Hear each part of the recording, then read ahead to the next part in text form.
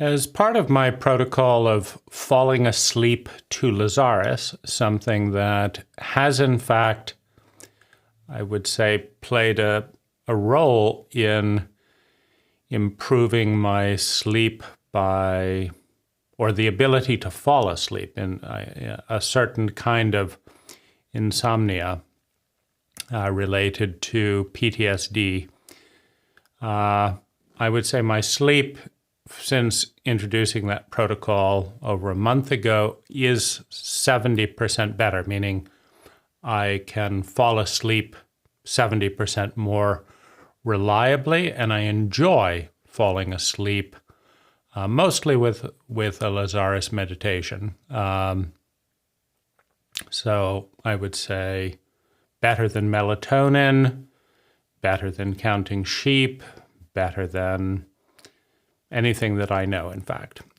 So, great success there. And to achieve that success meant overcoming the paranoia of not doing it good enough. Like, this isn't being respectful to Lazaris, or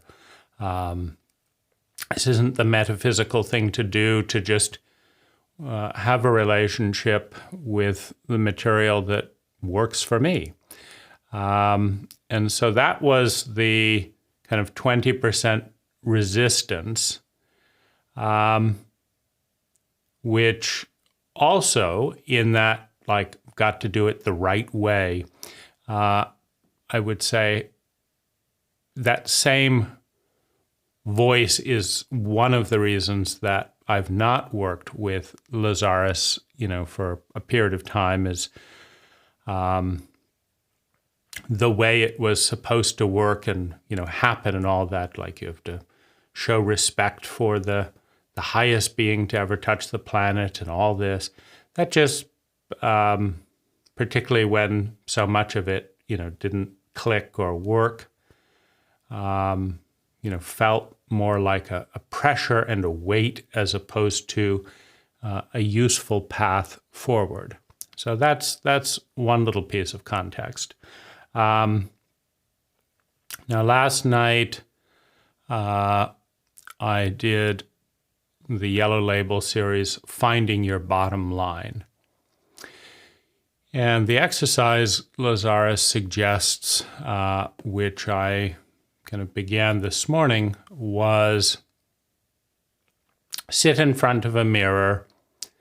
He says, take 10 to 30 minutes. It will be a miserable experience to look at your bottom line and look at how it's impacting other people. But on the other side of that misery, you can be excited. Well, I haven't sat down and looked at my face for years, and so it was a new experience. What I'm addressing in this video is the gap between my experience and what I find to work, and Lazaris's prescription, I guess, and statement of what will work and what should work, right? So there's what will work and what should work, and there's what I notice to work and what makes sense to me. And so there's that gap. Now, the first thing that surprised me when I sat down and looked at myself was that there's a kindness that came up, right, that I had not been very aware of. I've been very aware of my anger, my hostility, my terror in my early childhood trauma. I learned that to defend myself could get me killed, and that as a result of that, it was better to freeze and wait to be hit than to defend myself. Now, having learned that at some very deep part in my body, I feel like I'm going to die every time I assert healthy boundaries and defend myself. And I feel incredibly uncomfortable anytime I express outer aggression. So that's one thing.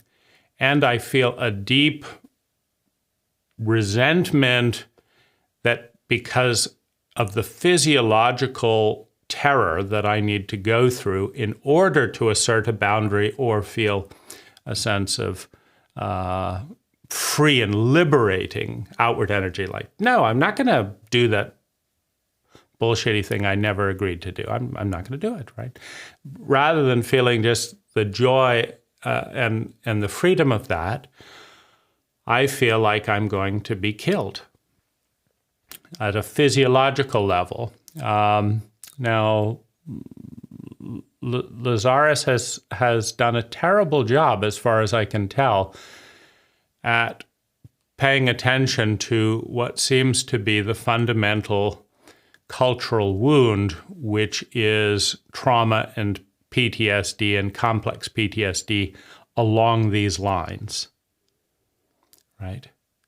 Because it is perfectly predictable and understandable that if a 5-year-old is beaten and shamed and abandoned precisely for advocating for healthy reciprocity, boundaries, anything like that, by the two giants that they depend on to survive in an isolated environment where there is no safe person to turn to, like my parents and their kind of hippie new age thing thought we've got to get out of the cult, we've got to get out of the culture. And right, so that means being growing up in the wilderness with miles from anyone around, but that means no safe person to turn to when mom and dad goes crazy, when mom and dad become sociopathic, when mom and dad transfer their shame and PTSD to their children, which they effectively did to all of their children. And so that that dynamic, I've listened to 1,000 hours of Lazaris, and it's not mentioned, which is a huge oversight. But it's also physiologically certain, right? The more sociopathic the environment, the more the reptilian brain gets the blood, gets the attention. In a reptilian protocol, in response to highly sociopathic behavior, you have the law of mass, which is that the bigger, the smarter, the faster, the more cruel wins against the smaller, weaker, less developed, right? So the law of mass dictates that in a collision between a sociopathic giant and a child, the child always loses. And the law of the reptilian brain is fight, flight, freeze, and please, or ass-lick. Well, as a sensitive, fighting hurt me more than normal. So that's one thing. Pain hurt me more than normal, as well as joy and sensitivity. But in a pain-based, shame-based environment, my pain was unusually high. So fight in a losing scenario with a sociopathic bully was not in the, it was not a good strategy. Running was not available because I'm isolated with no safe person by two highly narcissistic and sociopathic people with PTSD, right, who are trying to do the New Age, including the Lazaris material. So that isn't available. So what's left is freeze and ass lick, or ingratiate oneself with the abuser. So those two are available in that environment. And I did freezing with just being in very, very, very tight, lonely, small muscles. And I did pleasing.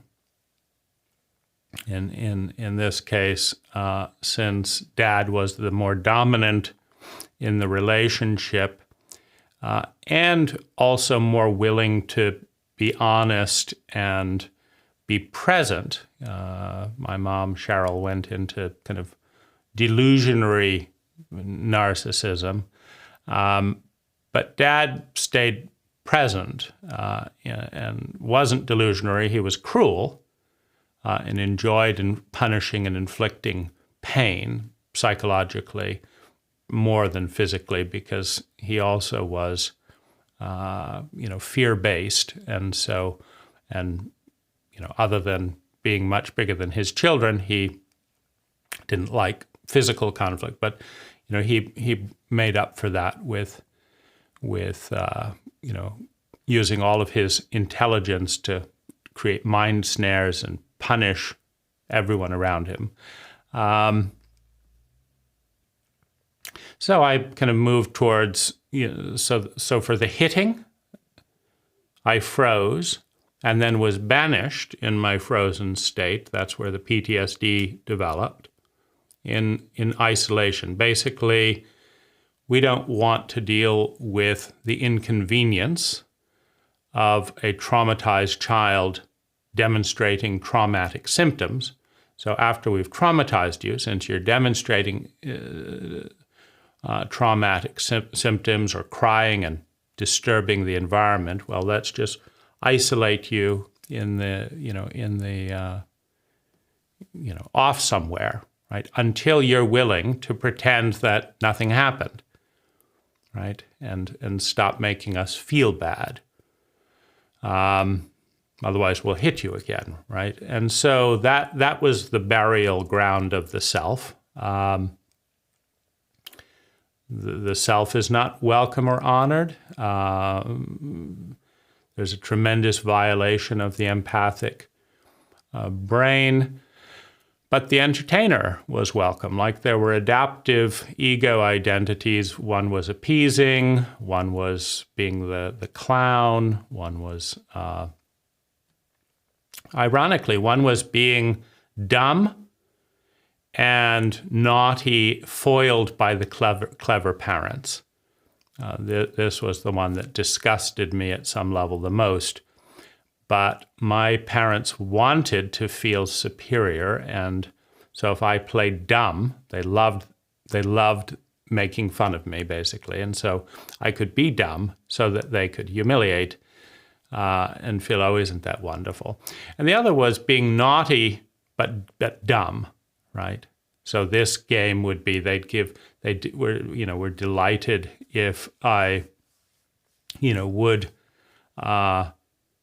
do a very obvious slow motion naughty thing that they could catch me at and say, no, you can't do that, right? And we're so superior because we caught you, right? But we know you're a naughty child. That's the way kids are supposed to be.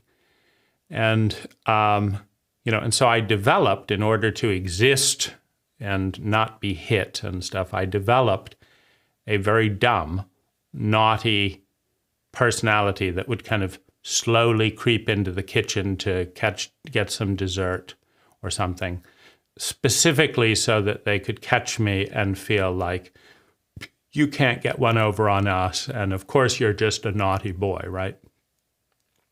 So this they could deal with, because there were no traces of their cruelty to being, confronted. There was no truth being told about that cruelty or abuse or the unfairness or any of that. And so here's our naughty boy, right? It was wonderful. But it was basically a cartoon they wanted. And so I gave it to them. But as I, moved closer into my teens, actually, as I started listening to the Lazaris material at age 12, I recognized that I was in a role and that the role was compensated and rewarded, and that the actual real roles of who I was or anything like that was, first of all, patently denied and ignored, so I had to be completely alone and invisible in order to be basically I was going to be completely and utterly alone if I was authentic and in touch with myself, and that was too lonely. To be in a PTSD traumatized state that felt, as all children do, internalizing the abuse, worthless and unlovable and deserving of punishment, as all children at a young age who are punished feel and believe about themselves, to be in that state and invisible, and to be resented for being in that state, was simply too sad, too lonely to want to acknowledge that level of cruelty, that level of hate, that level of contempt. So being the fool, the clown, the entertainer, and the naughty boy, I could pretend that I existed. They could pretend that they were good parents, right? Because they weren't going to beat me for being caught sneaking a cookie for their entertainment. But of course, it wasn't their entertainment. I was really a naughty boy, but they'd finally tamed me, right, by all their beatings. And so, there was nothing wrong with them or their parenting, right? So it's a wonderful family. Here's our naughty boy, but we've got him under control. And it was a very kind of disgusting thing to notice that we had this nice dynamic going on where I got treats and rewards and perks and was made fun of at the dinner table when guests were over rather than just ignored or sent to my room. Like, go to your room, right? We can't have, you being real around company. And so I could be the butt of the jokes at the dinner table, and, and they could be the wonderful new age parents, and I could exist, and I was just a naughty boy that, these poor people had been, saddled with and were doing everything they could to help me and, send me to private education and all that. But, it was all a lie to appease narcissistic and abusive parents in an environment where I couldn't win by fighting and there was no way to run. And I resented being given those options. I didn't want to take the bribes anymore. They still weren't able or willing, never have been, frankly, to deal with the truth. And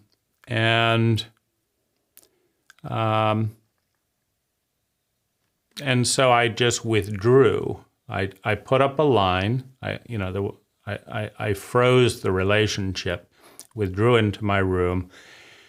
I stopped playing the role. I stopped getting the perks, and I was around 13. I began to kind of create some outside money doing mowing lawns, babysitting, so that I was not in a completely dependent relationship. They were already at, 13, 14. Well, you can go out if you don't like the family, And so that type of dynamic, where does the dark law, the bottom line, kind of come into any of this? Well, first of all, that narrative of understanding PTSD and understanding the fallback position in extreme stress and understanding the fear of death and all that is a perfectly coherent relative narrative that makes much more sense than anything that I've heard from Lazaris. I think Lazaris has done a good job with the shame tapes, because you could fold what I just said into the shame material effectively, and you can talk about the contract to be a naughty, endearing, stupid boy, so that we can feel both superior and magnanimous, right? When we are in fact sociopathic, highly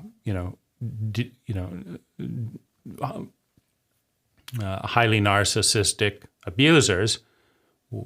And this you do this, and then we'll do this, and you won't be beaten. You won't get to be yourself, but you won't get beaten. And this has mostly more come to light with studying PTSD and complex PTSD. That's one thing. But it's also come from the movement from the self-blame to resenting and blaming my parents, and then as I reenacted that dynamic with other people, the world, that same dynamic was present in, grasping that something seemed very, very off with my whole experience with Lazaris and the Lazaris community and concept synergy, as I was wrestling with, another whole wave of abuse that I enacted with 4 of my therapists simultaneously. Sexual abuse during a therapeutic setting, cover-up lies, bribes to not talk about it, cutting off, it was the worst adult trauma and betrayal I'd experienced. But what it did was, by reenacting the whole childhood cycle when I was 40 and in a suicidal state, I was able to track and correlate every single step my therapists were doing, both to abuse and cover the abuse and blame me for it, to what had happened in childhood. And so it felt like I was reliving my childhood, which this abuse happened under the influence of psychedelics. And so in a psychedelic state, you become incredibly open, just like you are when you're 1-year-old or 2-year-old, right? And then they used the therapists used the opening of the innocence of the psychedelic to re-impress all of my abuses in childhood. The only difference was I had a rational brain that was witnessing all of it. And at some point in the abuse cycle, when my pain just went up and up and up and up, and it was all called love and how much we support you, at some point I said, now I know, right? Now I know why I was suicidal at age 14, right? While listening to the Lazaris material, because the therapists were kind enough to copy the protocol of my parents, and I saw my pain go up 500% beyond what it had been before, and I thought, yeah, that's about what it takes to kill a human being and enable either a human animal, a reptile, or to at least, wake up and realize what's going on. And it was revenge that actually got me through it. And so, it's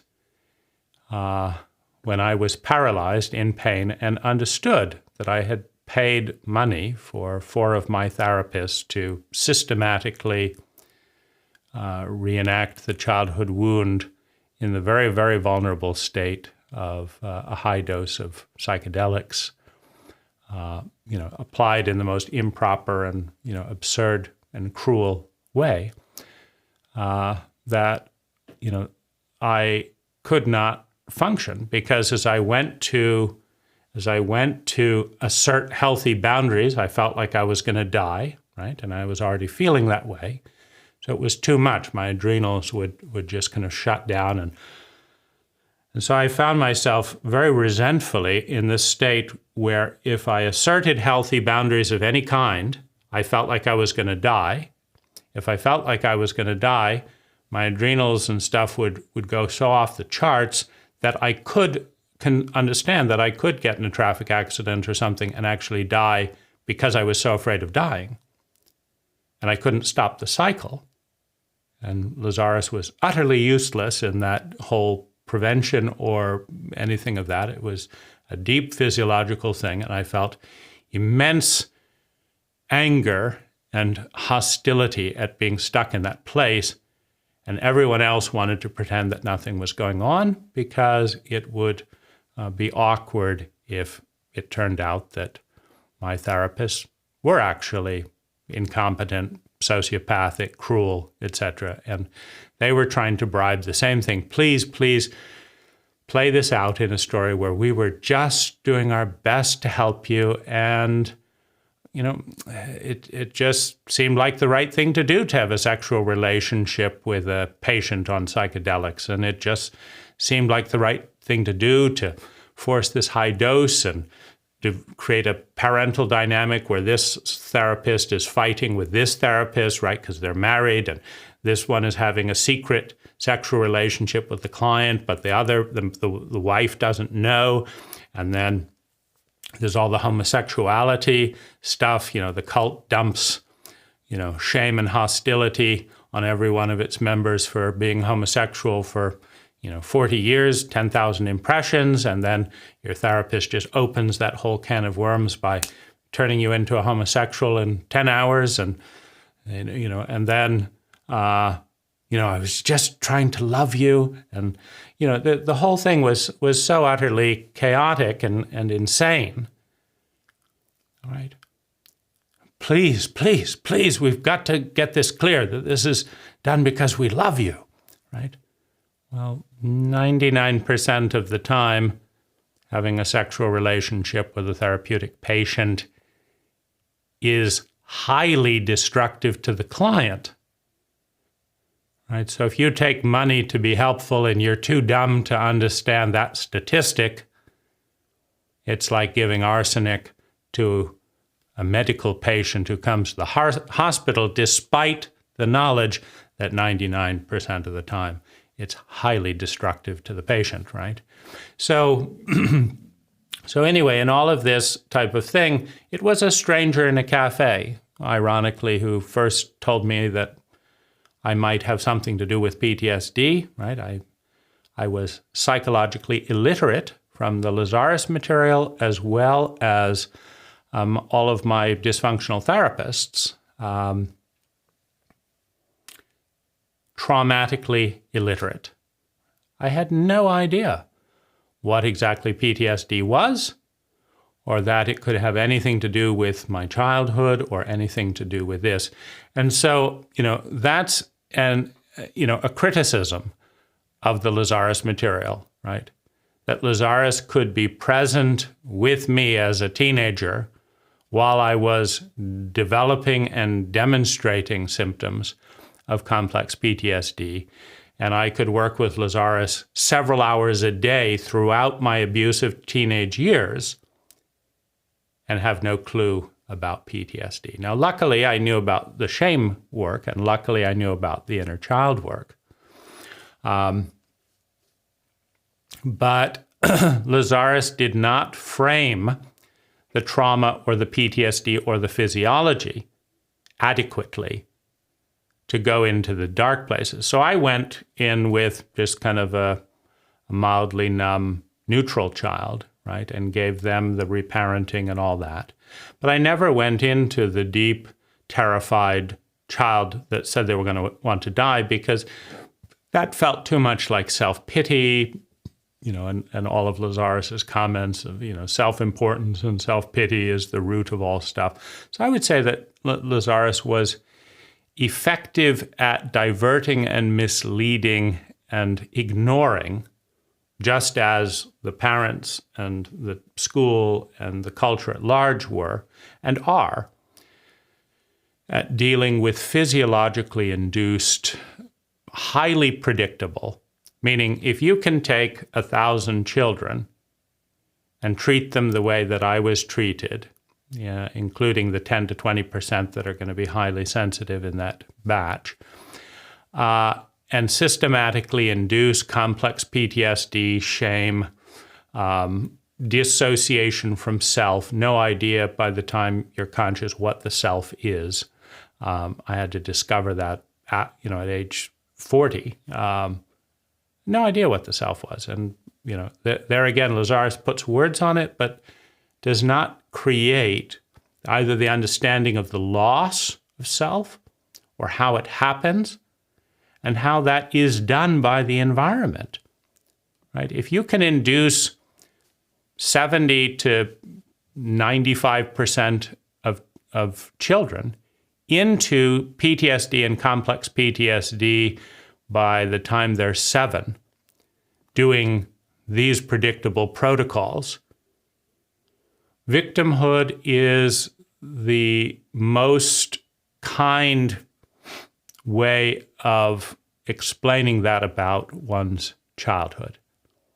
Now, of course, Lazaris prefers to say that you chose all that, which is crazy-making, because I have yet to meet a single Lazaris friend who can't say the platitude, but who simultaneously has a single memory, right, of choosing that. Do you? Right? You probably wouldn't be here if you didn't have some peripheral relationship with Lazaris. Do you have a single memory at any point in your entire life of, you know what, let's see, I want to have some shame, I want to have some PTSD, I want to feel absolutely miserable. Let's see, I could pick that parent, too happy, right? Could pick that parent, they're too empathic. That's the problem, too empathic, right? I want to have what Lazaris said in my one reading with him, I want to focus on loneliness in this lifetime. Let's see, who could be good for that, right? Who could be good to focus on loneliness? Oh, these people, they're both narcissistic, sociopathic. Oh, they're going to take you out into the wilderness where there's no safe people. They're the ones. Because you don't have to grow through pain, right? You can create your reality and the consequences of reality. So you could grow through joy and love, but in my transcendent wisdom, I'm going to grow through suffering, right? Because what, right? I'm an idiot. So all of this paradox, Lazaris barely bothers to mention, and you can't, of course, have free dialogue with your friend, when they're controlling the conversation at every step and turn. This weekend we're going to talk about this, and you don't get to say anything except at this time, and what you get to talk about for 3 minutes is this. Okay, who wants to be in our little box? Lazaris, what I'd like to talk about is, you've said the techniques work. I've done, any number of them, and this one worked. But Right? I've done the forgiveness meditation about this, about my parents, 30, 40 times.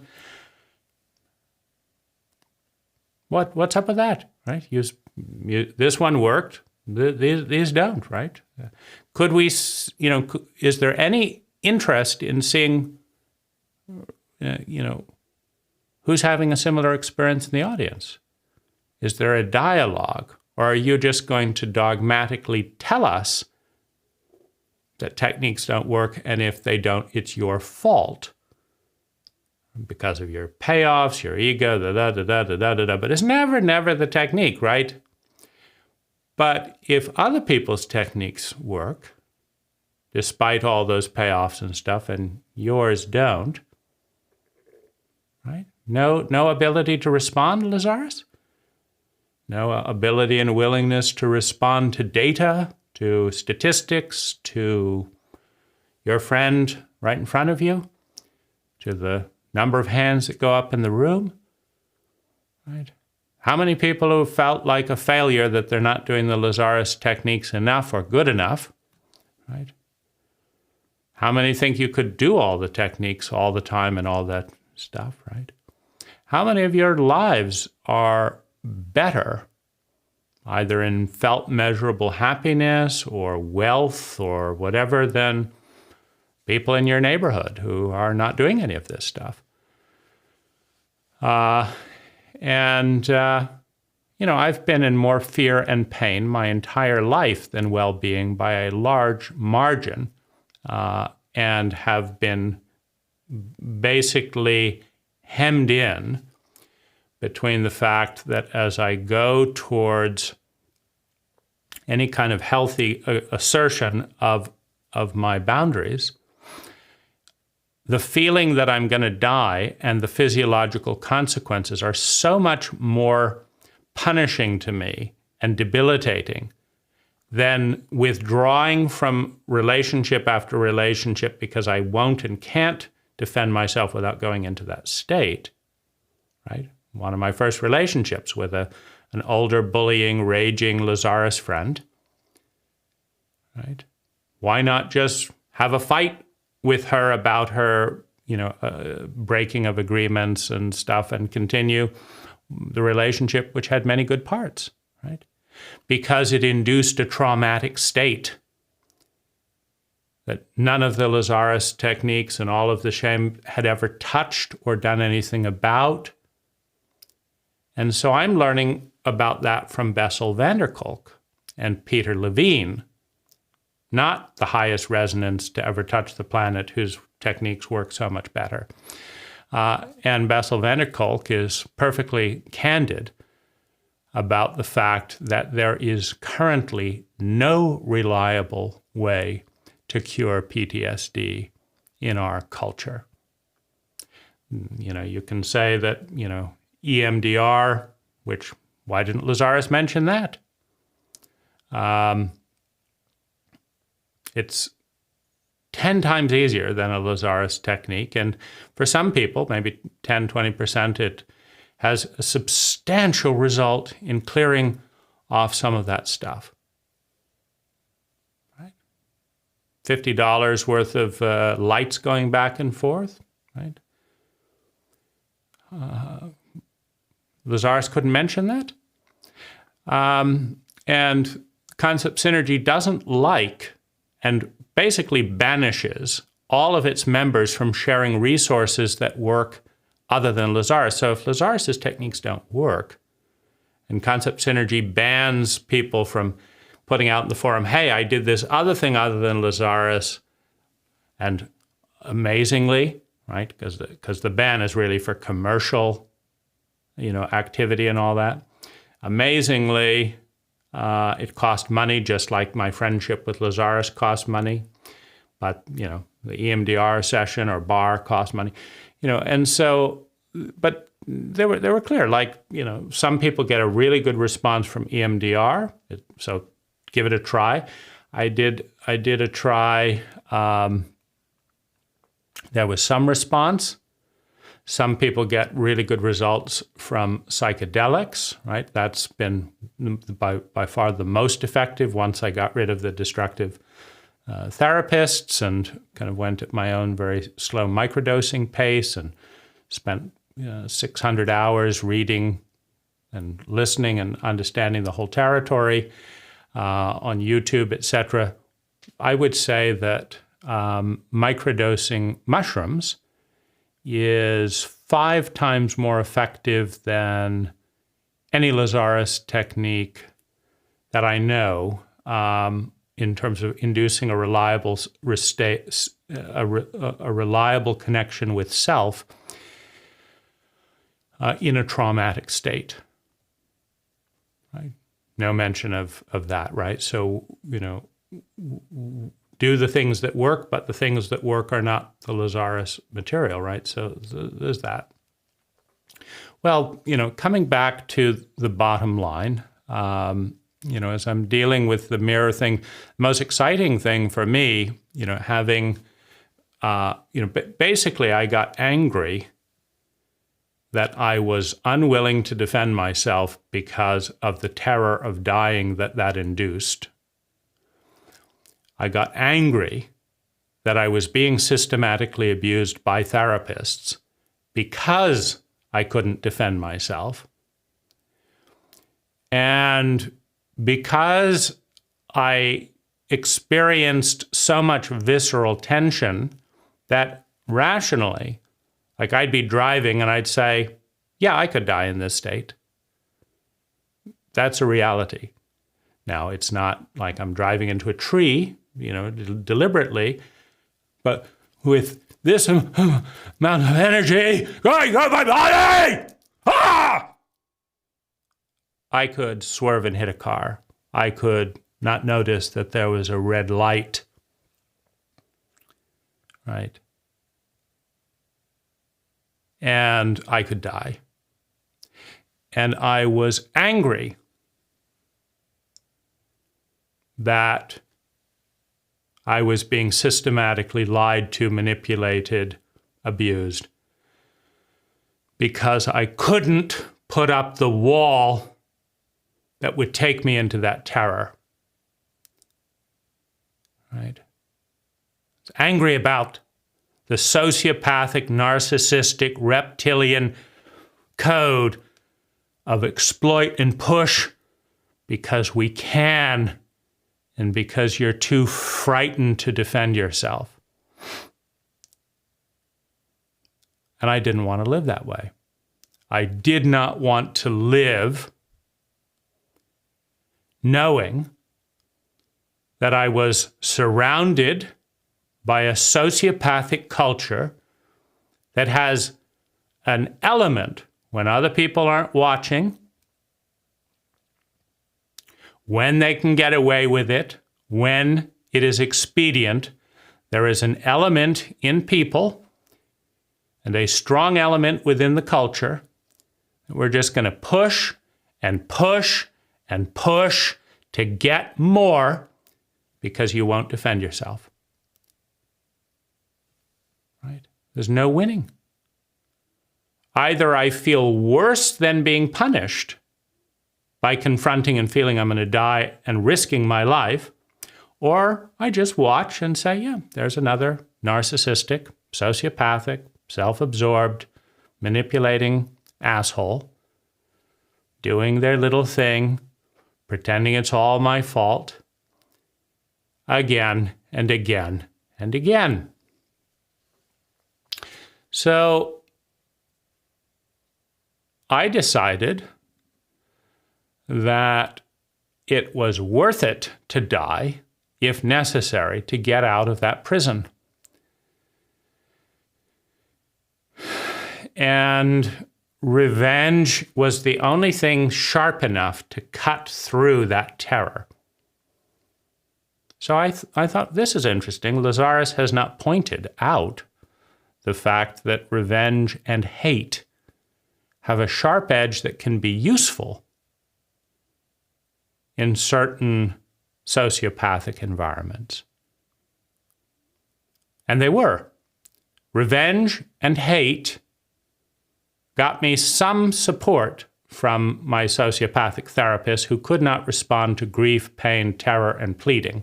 They couldn't respond to begging, pleading, good guidelines, ethics, or anything, but they could respond to fear and hate. So they gave me some of the sanity that I needed, meaning when I started taking revenge with hate, they gave me back some of my sanity, right? We started talking about what was actually happening in the relationship rather than the delusions that this was love. I even got an apology under threat of lawsuit and blah, blah, blah from the sexual offender.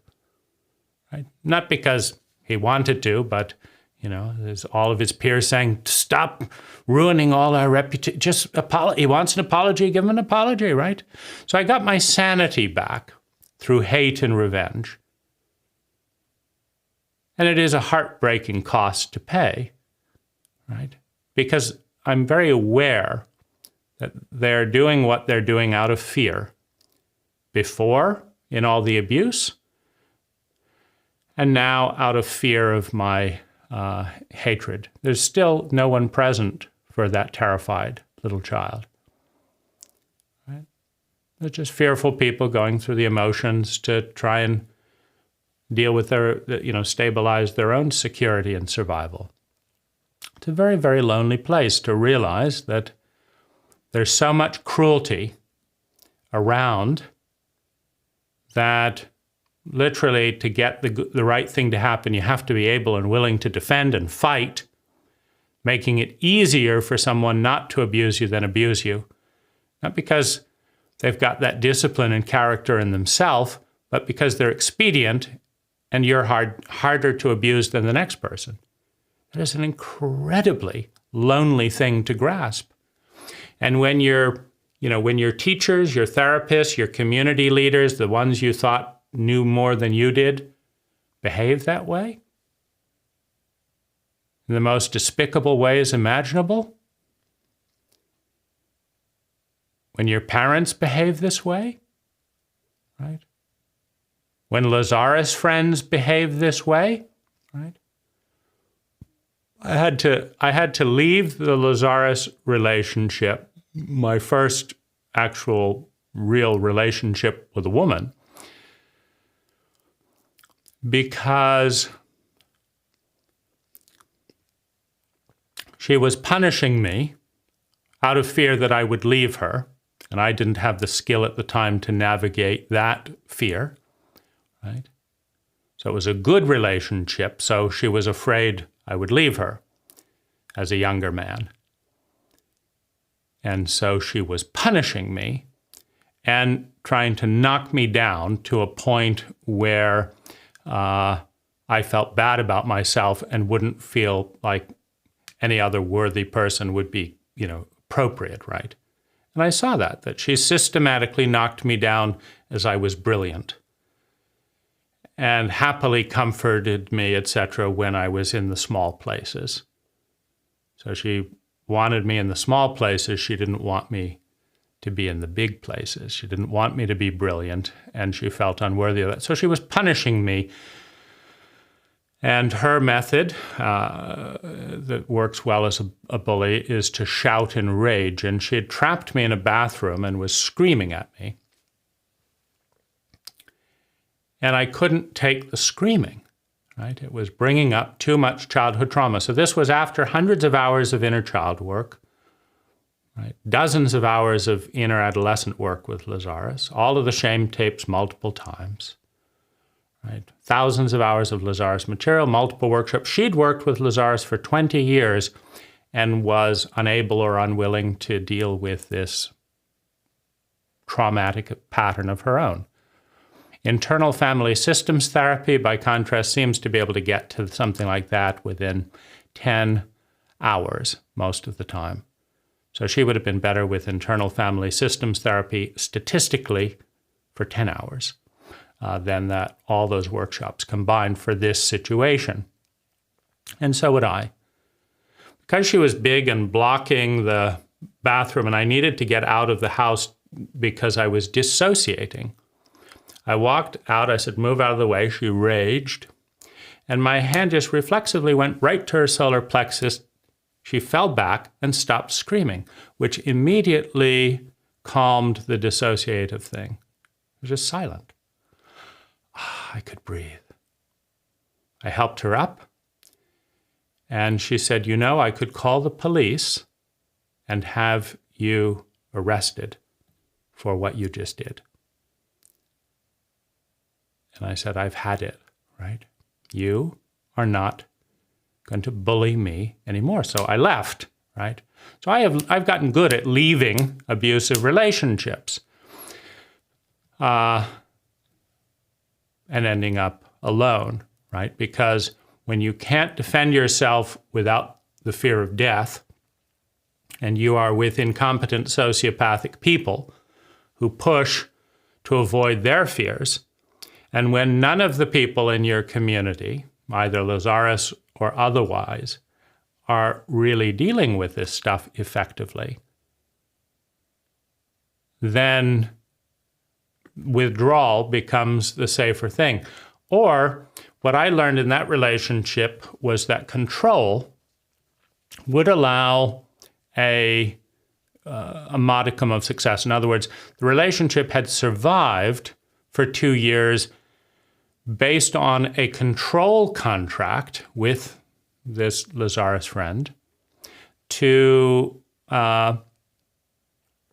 erase the bullying discrepancy in power. Because what would happen is, she'd say something like, let's go for a drive.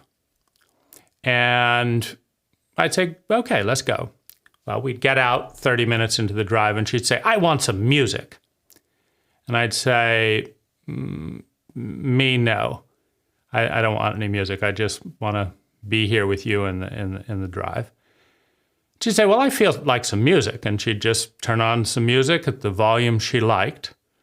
And then she would get catty, bitchy, and punishing if I asserted anything in that environment. Right? So this is your Lazaris friend for 20 years, on average, in my experience. And this was the Lazaris friend, with 10 years. So we have 10 and 20 years of working with the techniques, not 10 hours, years. And this is the dynamic. And there's nothing about this in the whole love tapes and all that. I mean, you can say that, so control is actually supposed to be a terribly dirty word. It's supposed to be a dirty word. But is it, right? So I watched that pattern. And I basically said, okay, you are a bully who will do whatever you want regardless of the situation, right? Unless we have an agreement in advance. So I realized that in order not to be bullied, because what she would do is bully and then pretend that it was all my fault, because that's easier than stopping the bullying or compromising. Right? So rather than, so she would then say, well, you need to open up more and enjoy the vibe of life, i.e. do what I want you to do in the way that I want you to do, because that's what I want, and fuck you. I'm angry and punishing that people haven't given me all that I want and all that. So I would say, well, let's talk. So what I did was basically I created a scripting technology specifically for her. Specifically for her. She'd say, let's go on a drive. Do you want to go on a drive? And I would say, well, let's think about that. So what's going to happen out on the drive if you want music and I don't? Because I don't want any music. So what do you want? And she'd say, well, I want to do what I feel like doing. Well, I don't want to go on a drive doing whatever you feel like doing. So let's not go on a drive, right? So, she liked the relationship as well. So she would then say, okay. If you don't want to listen to some music, either we'll go home or we won't listen to music. And I say, okay, good, thank you, right? Well, I don't like dry heat in my nose. So what do you like? Because I'm going to keep the window down a crack or the heater is not on in the car. Right? So we had to go through every one of these things where I could possibly be bullied in advance. And if I noted it down and summarized the agreement and said, okay, and then as a blanket agreement, if either of us is not enjoying this, we go back. She would behave, basically, if I scripted out the whole probability field. So if I figured out everything that could possibly happen and scripted it out, a lot of control, she would abide by her agreement, right? Because she would make up stories about how she was superior, and her way was better, like I needed to change if there was no agreement. But she couldn't say that I'm going to lie and do what I just said I wouldn't do, and that's more spiritual, right? So that was kind of the threshold, right? So if you put it in, so she had to blatantly lie and break agreements, she would keep them. And the other reason I left the relationship, was that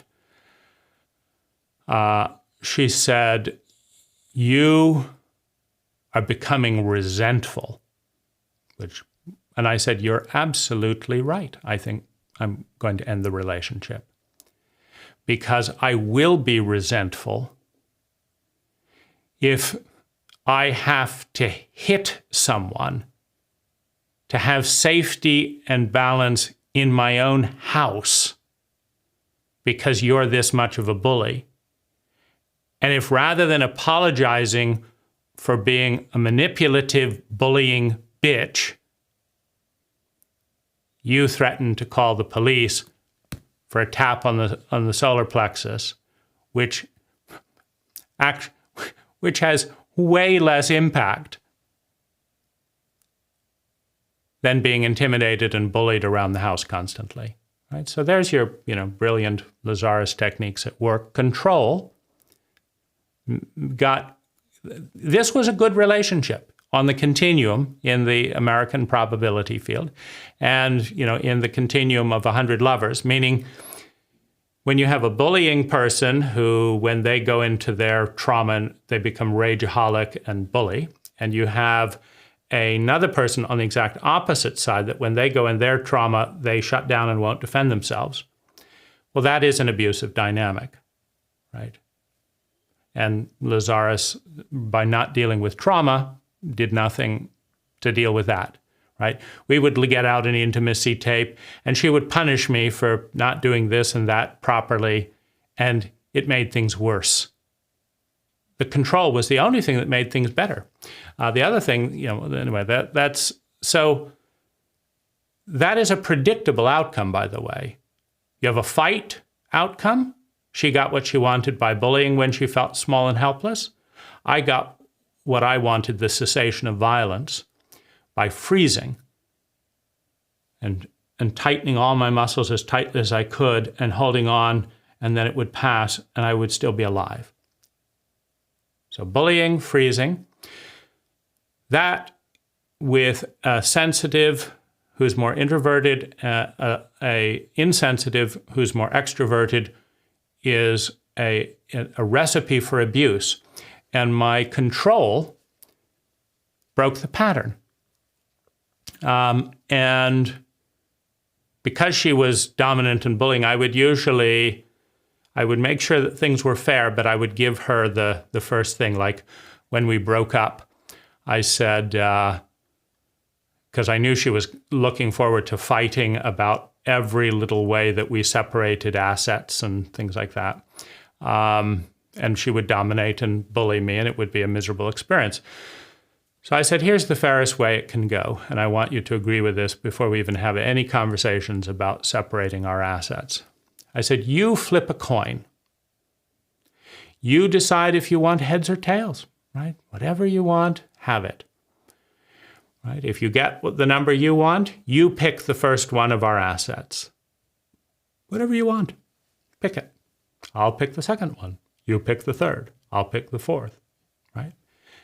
the end of 20 minutes, we'll have divided assets. We can add up the financial costs of all we picked. If there's a discrepancy, I'll write you a check, you write me a check. That's it. Done. That's control, right? That is fear-based control, highly effective. In 20 minutes, we divided all of our assets. I didn't get bullied. She couldn't spin that into being taken advantage of. It's wonderful. I saved her and I suffering by understanding that she wanted to bully and understand that the only way to do that was to agree on a protocol in advance that was all about the fear of being bullied, right? It's like, I don't want to feel like I'm going to die and have that be used to be taken advantage of. Now, that is still the case, by the way, right? It's 20 years later from that moment, and that is still my protocol to deal with that fear, is control.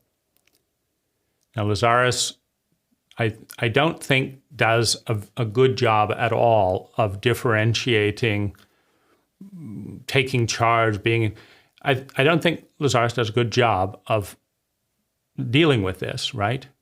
Because I don't care what Lazaris says or how dirty a word that is in Lazaris land. I had a good ending with someone who had an extreme tendency to bully and dominate, and who the Lazaris techniques were not helping in any way to mitigate that pattern. She will do that today. She did it then. She did it her whole life.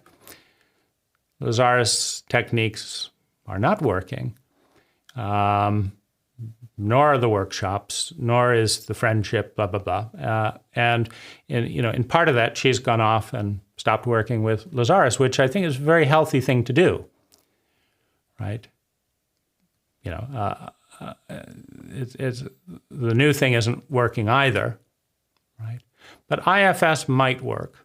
And I think, as a growth-oriented person, she might well be up for that. She has just punished me and broken too many agreements to feel like,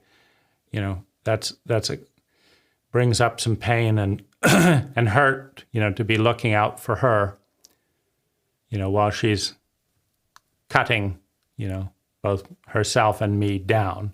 And, I know she would do it again if asked to choose between feeling small, which she hates, and bullying and dominating, which makes her feel big, which she picks.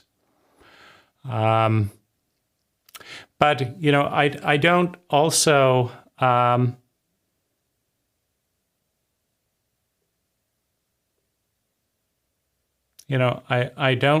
don't fault her in the sense that her feeling small and unlovable and hurt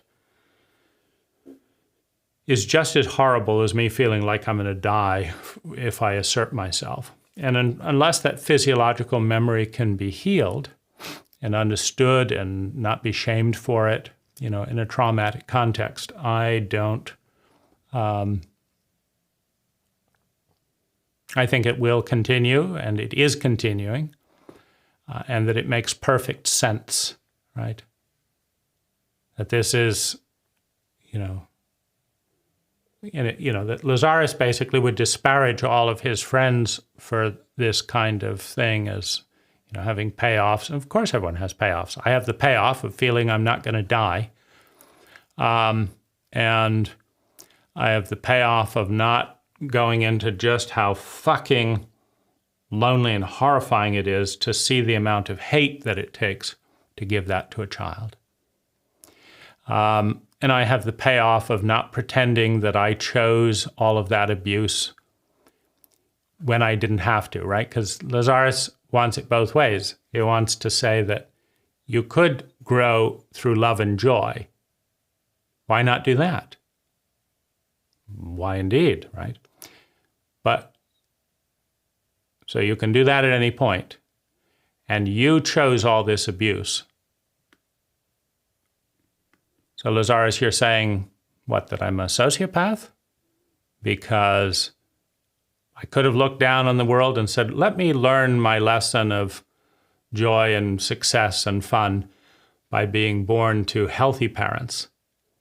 I could have done that. I could have just chose that and then had that. But despite the fact that I could have learned through joy and fun and all of that, I chose. When did I choose? Who is that choosing? Well, you did, right? According to Lazaris, you did, right? This would be just as nuts as me saying to Lazaris, Lazaris, you could have been effective, you just chose to be dumb and ineffective. You could have talked about PTSD, you chose this. You could have created a reality where all your friends were happy, right? Lazaris, you have all these friends who pay you to be their friends. You could have created a reality, Lazaris, where you learned all that you wanted to learn about humanity. You could have been in this other probability field where all your friends were happy and the world was actually getting better. The environment was getting better every year. The health was getting better. The depression was going down. But you chose, Lazaris, because you wanted to learn about suffering, and that involved all your friends suffering. You chose to learn this. And the reason you did that is what, right? I mean, I could make this up, right? But I have no special insight about what Lazaris chose. I have no special insight of what I chose before I was born. That's a very, very, very speculative, different you than the you that you're talking to. And Lazaris muddles those up way too often to be useful communication. You, the one that you've never met or remember anything about, and then you, the one that would do the complete opposite. Those are some different yous. So, in Enneagram work, what was somewhat useful was to say that I have a lot of 4, 5, and 6. That's really all I can say. I have a lot of 4, 5, and 6. And that's, what to do that? Well, I'd say the most useful thing out of the Enneagram of anything was to say that, that it's good to move towards leadership for me. That direction seems to be a direction that's healthy. Now, some of that is it's kind of the opposite of being frightened and waiting to die and being hit, right? So it's moving outward. This energy creates a lot of narcissistic, fear and self-absorption because it's a very small energy.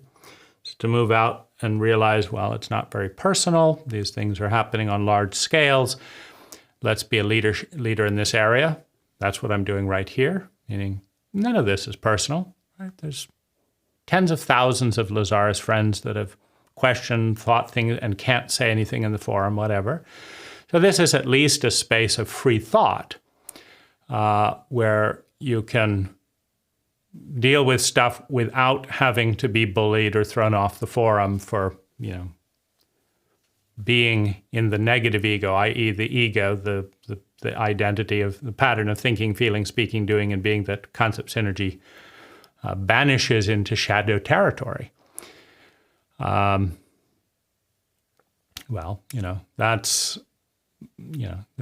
this has been very, very useful in my relationship with Lazaris, and it's a movement towards a certain kind of leadership,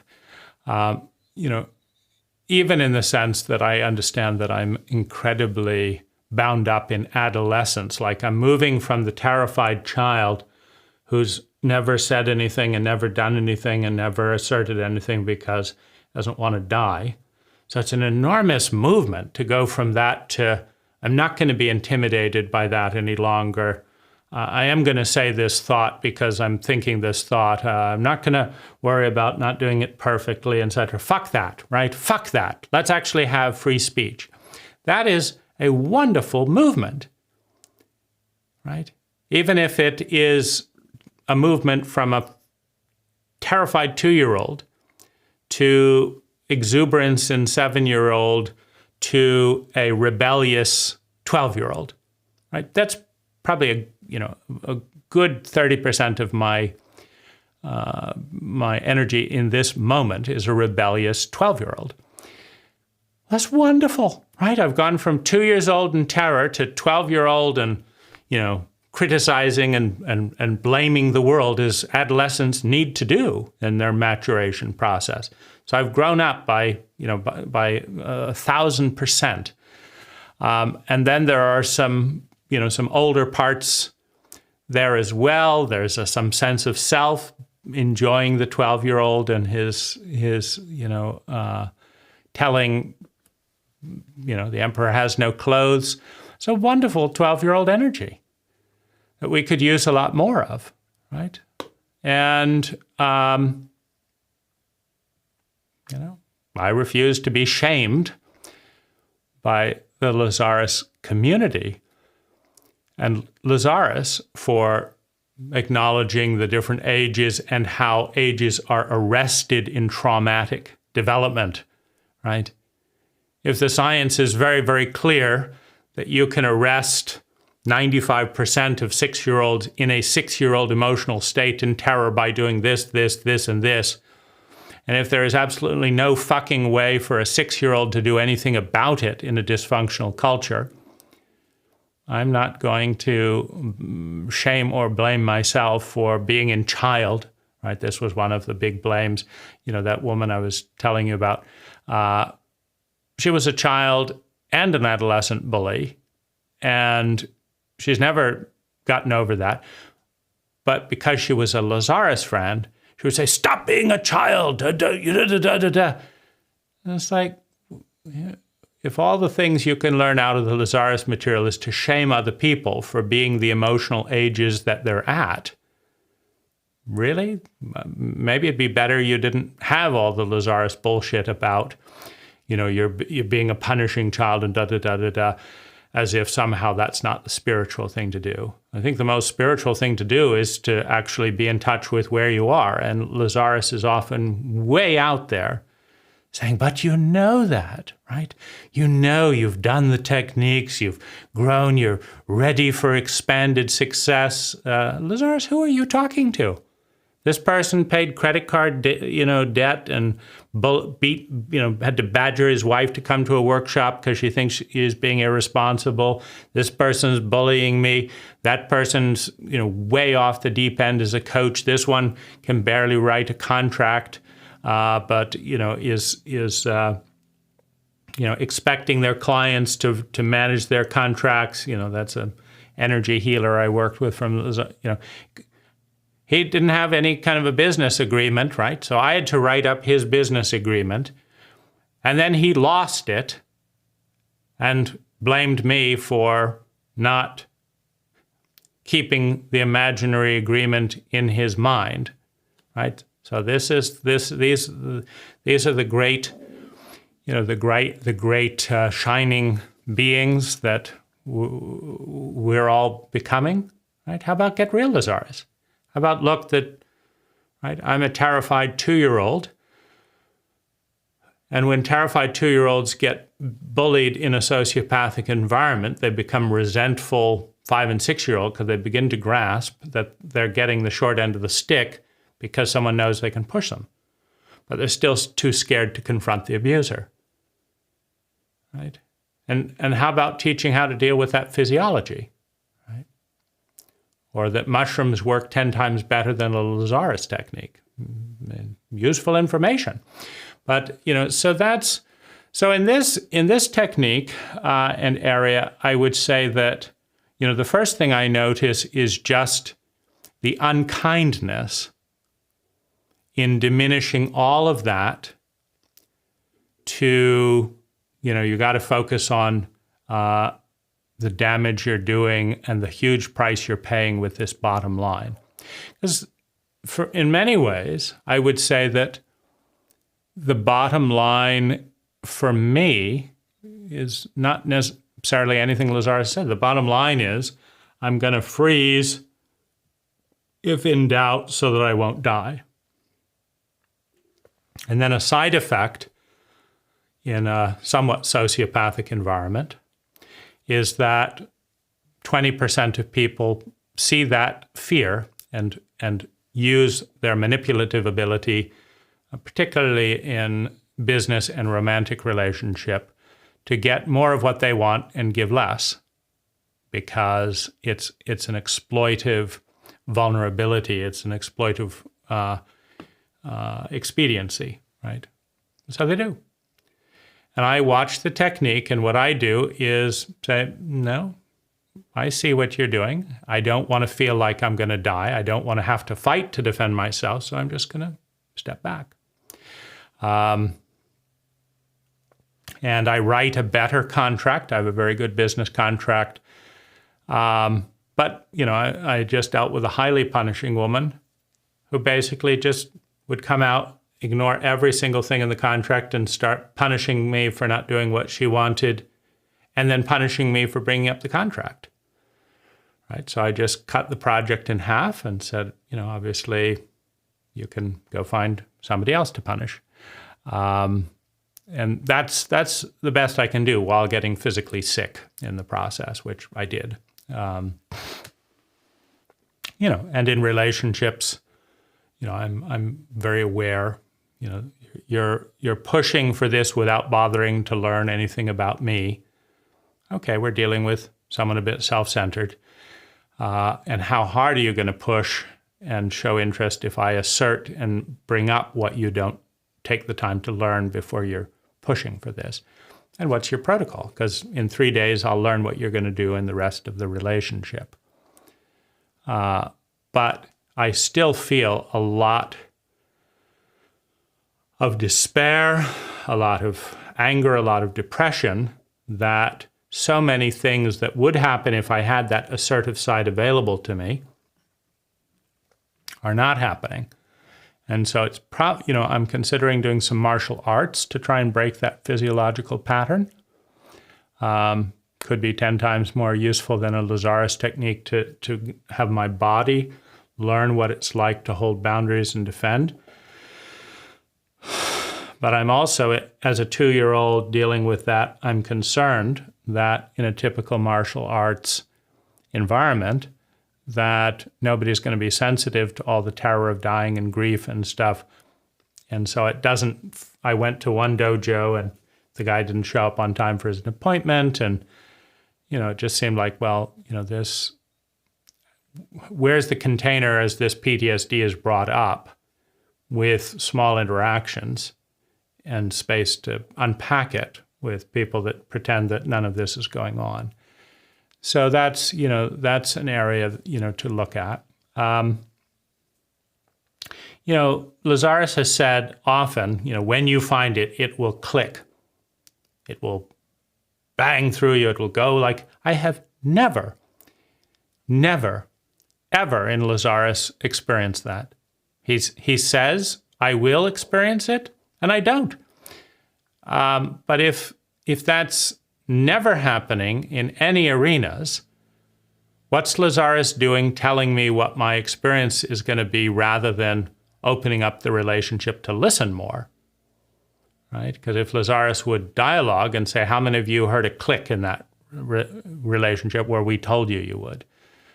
And 10% of the hands go up, and how many of you don't know if you felt a click or not? Most of the hands go up, and how many of you absolutely no click? And 10% of the hands. If the majority of people are having a different experience than the experience Lazaris is saying that they are having or will have, does that make them wrong? Or does that make Lazaris inaccurate? And if Lazaris doesn't check his inaccuracies at a statistical level, does that make Lazaris incompetent? Or does that mean that everyone is unspiritual or whatever, right? Because it's crazy making to just say this will happen and this. Anyway, there was no click.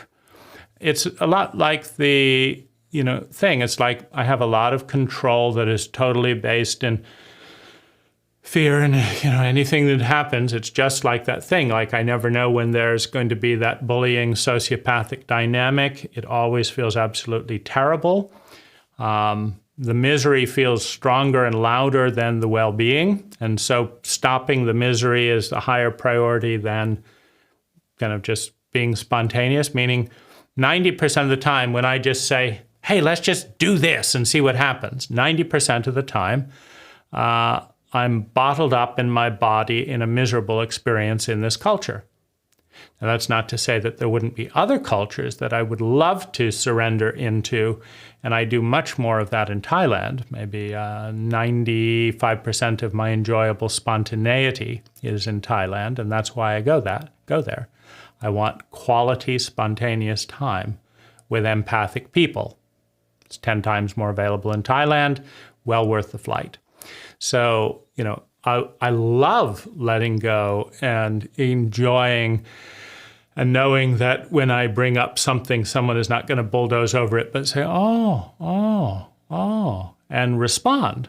I mean, that's a really nice response compared to, well, you've got to grow up and, do this. So, if you don't need Lazaris techniques but need to visit Thailand, again, that would be nice to know. And so that's, and so in this bottom line, is control my bottom line makes sense, on one level. There's no click around it. Is shame my bottom line? Makes sense. But I actually look at it as different. Like if I look inside, I see that my 2-year-old is in shame, in shame and collapse, down here. And then, by the time I get to age 12, I've learned that the betrayals of my parents can only be monitored, meaning it's so lonely. So you could also say that, there's a loneliness in realizing, so it goes from shame to loneliness, right? Because in just the shame and terror, and there's no thinking, and so there's shame and terror at the youngest ages.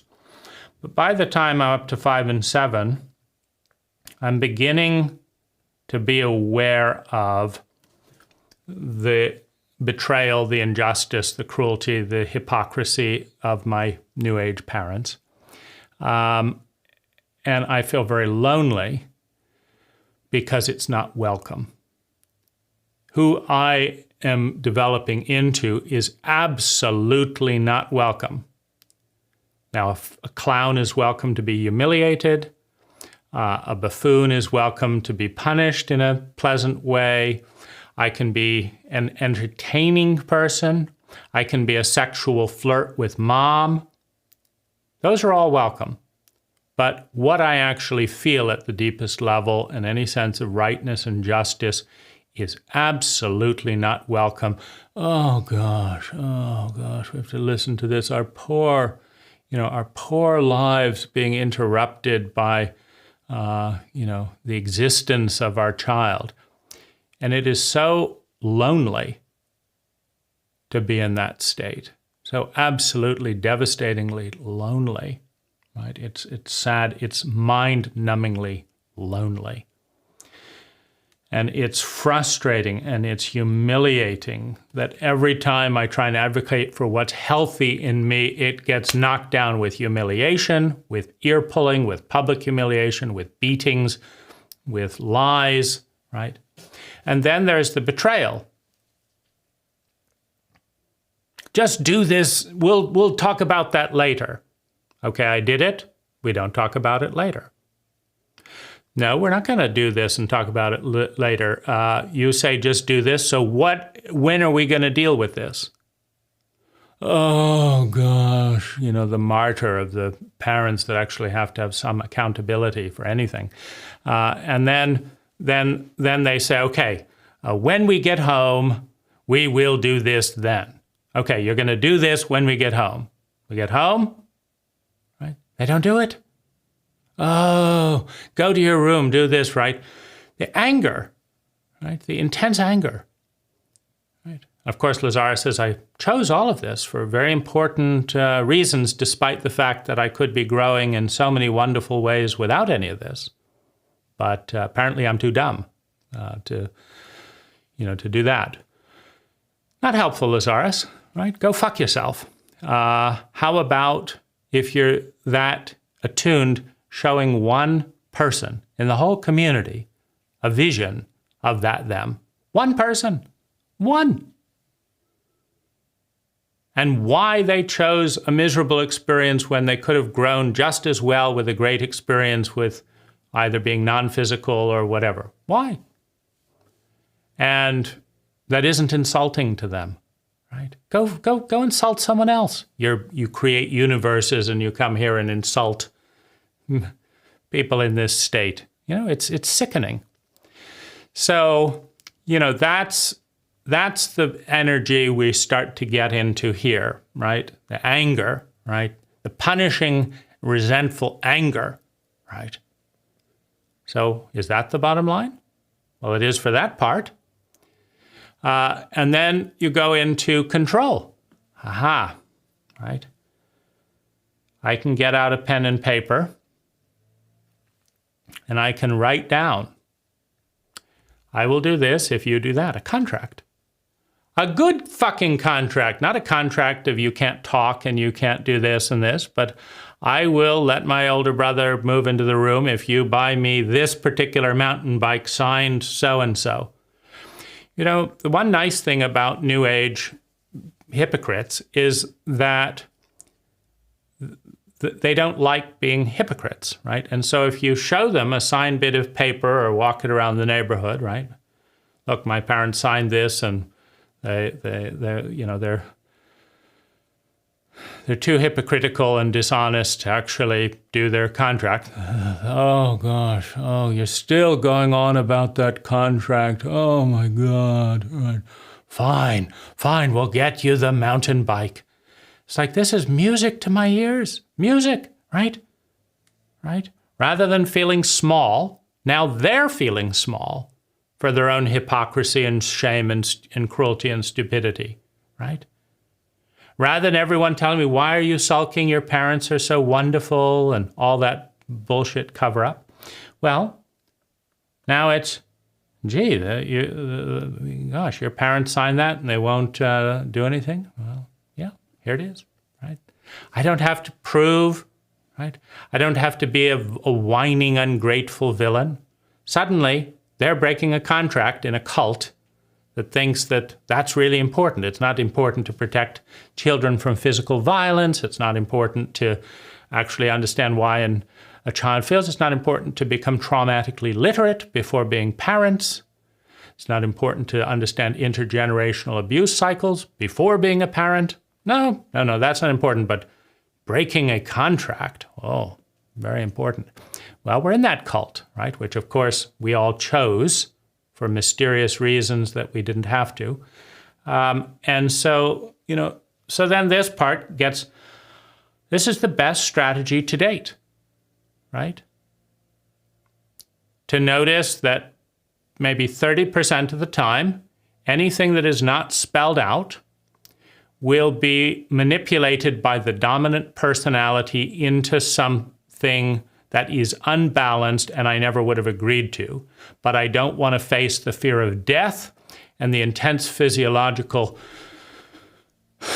anxiety that leads to exhaustion and sickness in order to argue with a bully who is a dominant personality. I can spell everything out in a contract. And if you won't sign the contract, fuck you, right? Fuck you for exposing me to all of that bullying, and da-da-da-da-da, right? Why won't you look at what seems to be a very fair contract? You don't like the terms? You think that you should get all of the benefits and none of the payments, right? That's my last client in this dynamic. Well, the contract says you're actually supposed to pay for additions. It says right here, if it's not in the contract, oh, gosh, my last contractor just added additions for free. Yeah, but that's not the contract you signed. And I thought you said you were a business owner. Did you go around doing free things for your clients? And then get punished for that, right? And so, it's to be punished is bad enough, right? But when you can go off into fantasy land and people do it at the drop of a hat to get what they want, right? Well, if you really love, no. None of this, if you really love me. Let's have a contract here. Let's go down what you expect of someone who really loves you. I don't want to have sex with you, right? Let's get this clear. What is this mysterious thing that you've got in mind if I really love you, right? I have a warm feeling with you. There's some attraction here. I like this quality about you. You can call that love. You can call it whatever you want. That's what I feel. But what is it you exactly have in mind for the person that really loves you? Does the person who really loves you pick you up at the airport at 2 a.m. when you could get an airporter? Okay, good to know. Well, I'm not doing that. So just be clear. I still have those feelings, etc. I just don't enjoy late night rides to the airport. But I will do these other things, right? Does that, have an interest to you? And I will not talk about these things the moment I get home, but I will make an appointment, right? And so if you actually script this out and say, are you willing to engage in this way? It brings a tremendous amount of awareness. And the healthiest, more mature people appreciate the candor, appreciate upfront, know themselves, and want to either say, gee, thank you so much for telling me what you can and cannot do, will and will not do, and what you're looking for, and doing that before you sleep with me, and how you'd like to end our relationship if it's not working well, and what would be a great ending for you, and listen to what would be a good ending for me. Thank you. 95% of relationships do end for reasons other than death. They usually end poorly. That's why I designed an ending agreement. They end poorly. Stopping returning my calls is not a good ending. It's crappy. So if you want to end with me, you send me an email or talk with me and say ending, right? And tell me, what that you'd like to end, and then let's do it in a nice way, and have a nice ritual around it, because 90% of the time that is an amazing experience. Every time I've done it, 10, 15 times, and 80% of the time the way people end is crappy, and I've done that, right? And so if you don't want to sign an ending agreement, right? And this Lazaris friend did, and then just broke it, right? But then she regretted it later, right? But she wasn't going to be, bothered by encumbered by agreements. But she was upset that I didn't want to have closeness with her after she just broke up with a text, right? After making an agreement, which I was particularly focused on with her, knowing she's a bully. So, when she's scared, right? So obviously the fear tapes haven't worked for her, and the bullying tapes haven't been made, right? But also, she feels like an ugly, unlovable person. So she has, and this is where IFS comes in, she feels like an ugly, unlovable person. That's one part. She feels incredibly small and hurt and unlovable. That's another part. And she bullies and punishes because of those two parts. And as she bullies and punishes, she feels more ugly and unlovable. And she's trapped in that spiral. Right? And so, having a nice ending brings up the unlovability part. Like if this person is nice enough to show up for a ritual and honor the good parts of the relationship, why is he leaving me, right? It must be I'm unlovable. Fuck him. I'm not going to, do that. And then I feel so unlovable because of my rage and stuff. So that, like, Lazaris has never brought those triangulated cycles and inner dialogues to light. But these are the thing that defines her entire life, right? And 10 hours of good IFS therapy might make a big difference. It has had a higher statistical, difference. Just as a Byron Katie workshop will reduce depression. It did, my exposure to Byron Katie was frustrating in areas, but it, if depression was the main symptom, I would spend more time with Byron Katie. And a study shows that anyone who goes to a Byron Katie workshop who's depressed will have a dramatic reduction in depression, and sometimes that's permanent from chronic decades of depression. So, and that's not too surprising because Byron Katie had an awakening experience from complete housebound depression to her insights, and she's one of the most alive, undepressed people you can ever meet, right? So, that's, these are things that work in different ways. So, everything that I've talked about there works clearer and makes more sense to me than Lazaris's protocol for the bottom line.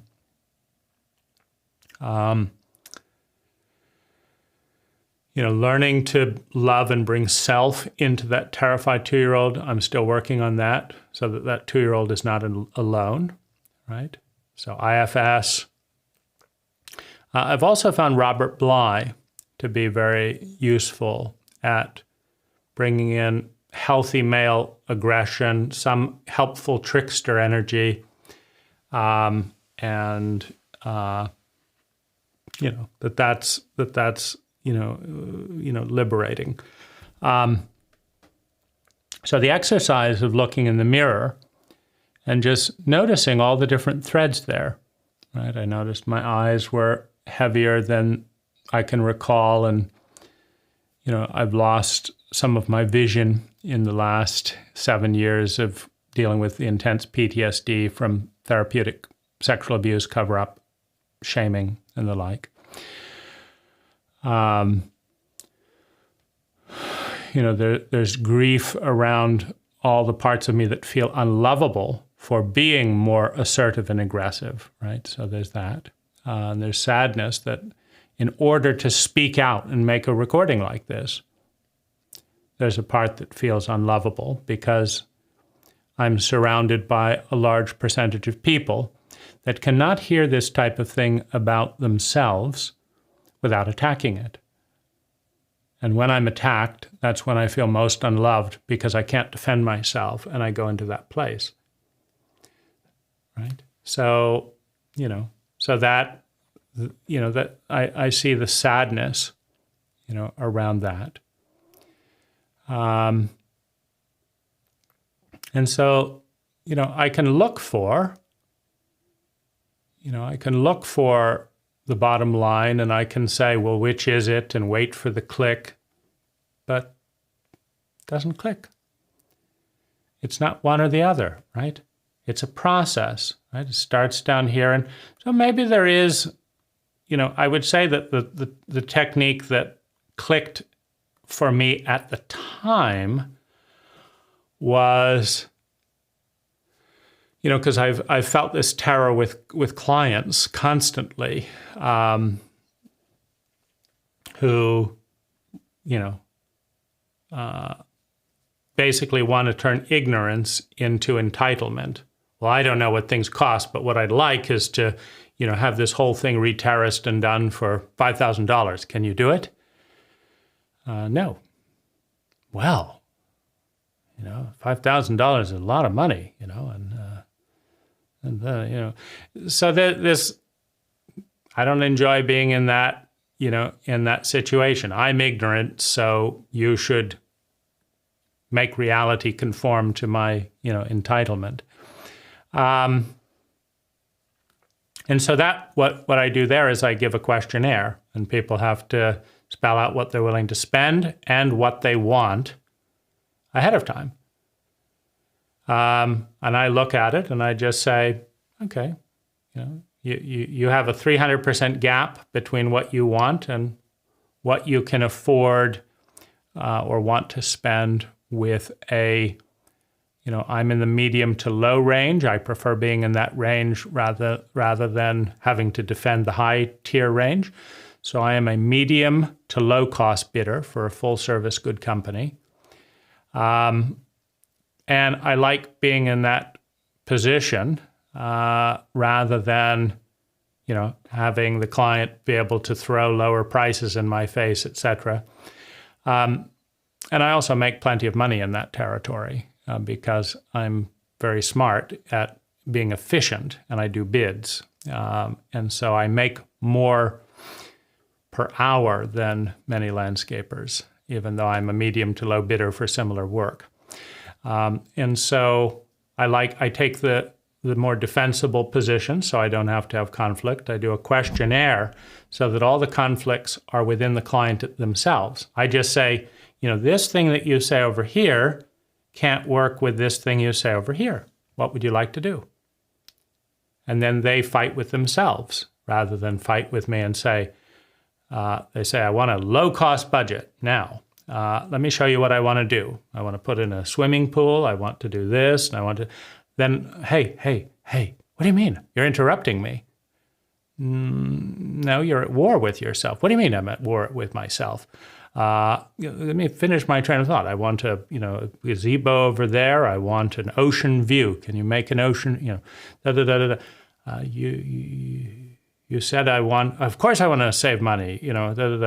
And so by having a questionnaire, I just say, there's a 300% gap between this and this. So what's it going to be?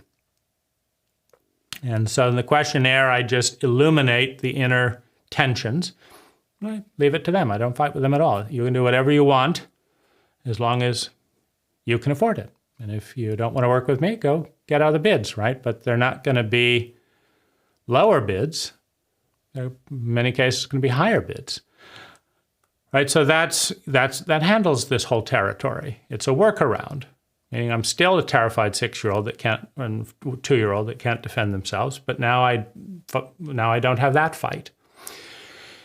And realizing that worked, I took that dynamic into romantic relationships, so then I don't have those fights. And then the contract spells out everything in such a way, in very, very clear language, that all the things that clients like to fight about, they have to initial and stuff ahead of time. And if they don't want to, then I don't have to fight with that client. And if they sign the contract, all but a few very punishing clients, do what they have right in front of them. And when I have a mediator clause that says either one can bring in a mediator, if you think this is in any way unfair, I just say, if I get a bunch of flack about, how people shouldn't have to follow the contract, I just say, a neutral, fair set of eyes. Let's just bring them in. It's binding. I'll accept whatever they say, right? I don't want to fight with you, right? And so that is a way to stay terrified in physiology, not feel like I'm going to die, and with 90% of people, that protects me from that state. But I'm still in that state. And which is it? Is it a state of shame? Is it a state of punishing? Is it a state of control? Because where I found the punisher as a part of that kind of maturation process is, I'm usually very reticent, very conflict averse, very generous, all to avoid conflict. But, I can easily make things 3 times worse for a client and still stay within technicalities or the law. If someone is becoming manipulatively hostile. Usually I prefer just to disengage, like you're manipulatively hostile. I would rather not. I mean, if I have to walk away from $10,000 because you won't make a final payment and stuff like that, and I don't have to deal with, 20, punishing emails and distortions and stuff from you, then those are always very hurtful. Great. And so, so I back out of a lot of things. A long-term Lazaris friend tried to hire me into a little loop that they were in, and I just backed out.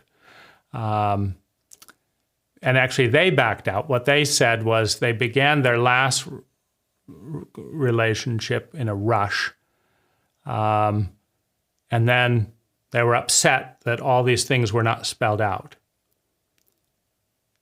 And then they wanted to begin my landscape contract in a rush without looking at all the details.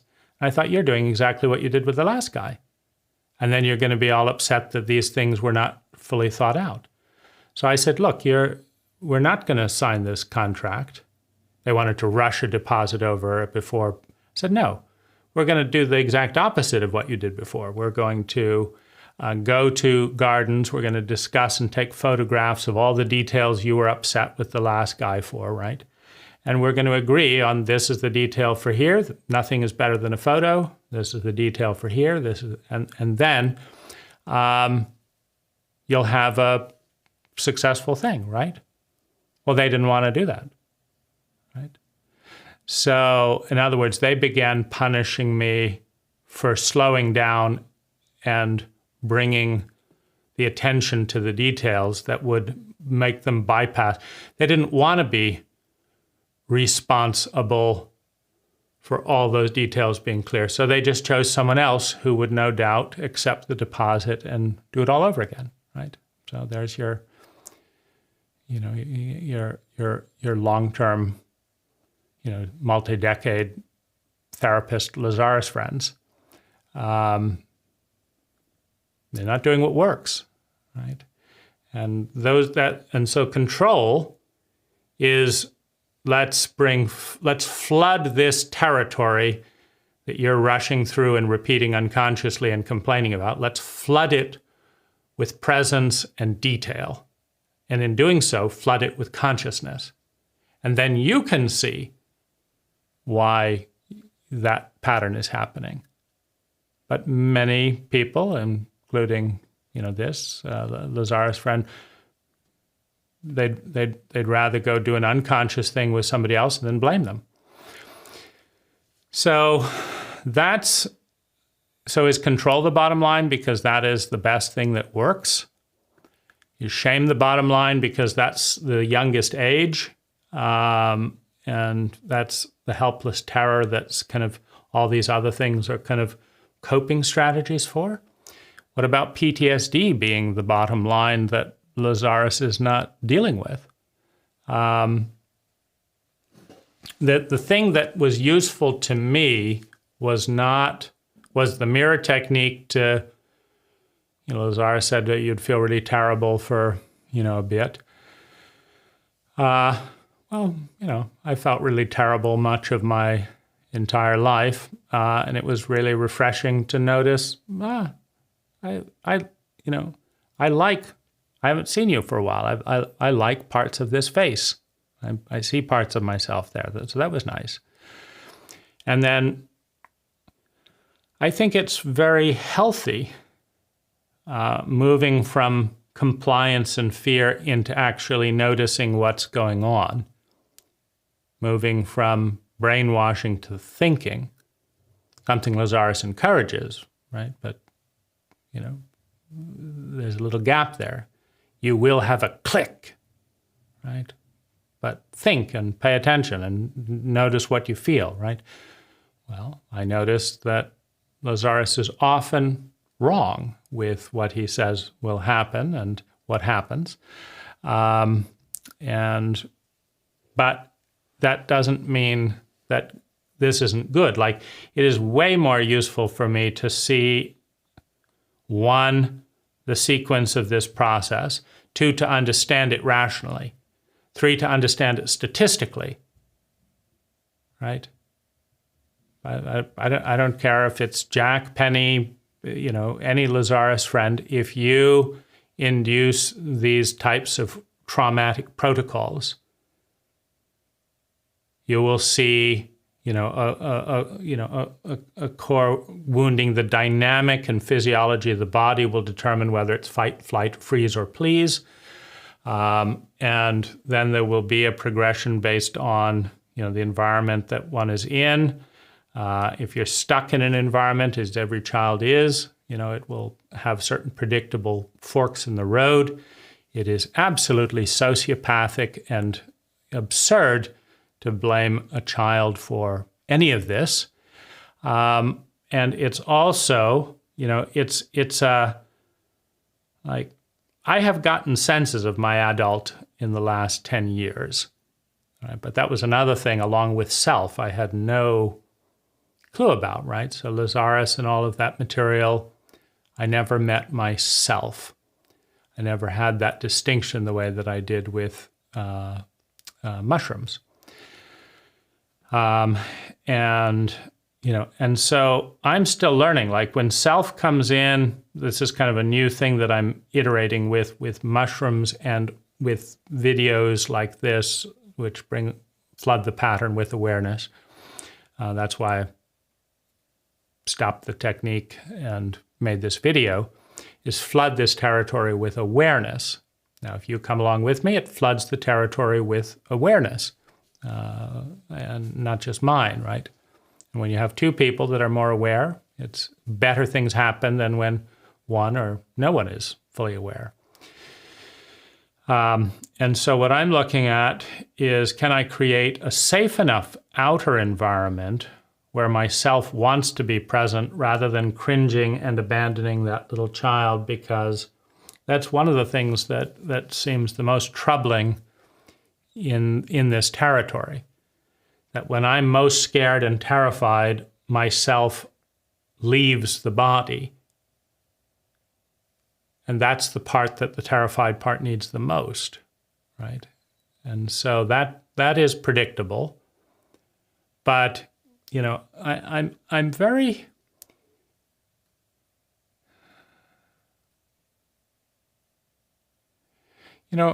I look at my body and, I am a, I don't know, depending on how you look at it, you could say that I'm part of the 1% that wins by being here. So you could say that, this is by existing, that I'm in the top 1% of the possibility field and probability field, because all those other possibilities and probabilities field don't exist. And so that who I am right now is the cutting edge of life and of existence in the universe. Right? That if the universe was able to iterate and produce anything better than me in this space and time, it would have done so. Right? So that this is what's here is the very, very best of what life and the universe is capable of producing up to this time by definition, right? And that it has triumphed over all the other things, that existed before or could have existed. And so this is a monumental triumph on the long and infinite journey towards grace, towards complexity, towards evolution. That's one way of looking at it, and I think it's a very healthy part for a very shame-based, bitter, cynical persona. So it's good medicine for me. On the other hand, I can say that, despite all of Lazaris's and all of my parents and all the workshops, all the people trying to help me throughout my entire life, I insisted on choosing horrible parents when I could have grown with loving parents. I insisted on attracting the horrible Lazaris friends when I could have attracted wonderful Lazaris friends who exist in some other probability field. And, I could have had this nice exchange with Jack and Penny, and but there's this other probability field where that happens, and all of that. And why am I so determined to be the one part of the universe that suffers, as Lazaris would put it, right? The only part that's not part of the grace of all that is. Gee, gosh, why am I doing all that? So I think that, it's good to have a fluid perspective, but if I look at my cells, for example, I ate a lot of sugar at one point in this whole kind of addictive, shame-based process with the therapist. It was the best I could find to do, meaning you have to do something you want to do, right? If you have no energy and are exhausted and terrified and all that, and you say, well, I think this would be a good idea, and you just go numb and don't get off the floor, you have to find something you're willing to do and want to do, and that makes some movement towards something good. And sugar moved towards pleasure. But I was also aware that it was moving towards pleasure and punishment at the same time. But that little one was desperately trying to punish himself before he would be punished. And I realized that's his wiring, right? I don't seem to be able to stop that compulsion. He's trying to punish himself because that has worked for him. So there's a punishment, there's a pleasure, there's a confluence. Whatever I ate a lot of sugar, and that accelerated an arthritic tendency that I noticed when holding cell phones. If I hold a cell phone with a signal, the joints in my hand that's holding the cell phone will ache arthritically. Just very, very minor, but it tells me cell phones are not good for my hands. Well, sugar has, brought more of that, forward. And I knew it at the time. I know it now. And so these cells in here are suffering because I cannot come up with a better coping strategy. After $150,000 of therapy, after thousands of hours with Lazaris, after 40 years of going to, workshops, reading 700 books, blah, blah, blah. Right? This is the best I can do. And I think of the fractal nature of reality. So these cells and these parts of my body are swollen and in pain because, right, this ego and this present or absent self, that's what they could come up with. Now, I could say that, that's all about me, and there's a truth to that can be useful. I can also say that I am surrounded by morons, and this is the best that they can do, right? That Lazaris can't come up with a better protocol for dealing with trauma or addiction, that no one that I've met in the Lazaris community has come up with a better protocol. I remember meeting a Lazaris friend who asked how I was doing. I said, I'm dealing with trauma and absolute misery, and I'm not sure what to do. And they said, and walked off, right? So that's right.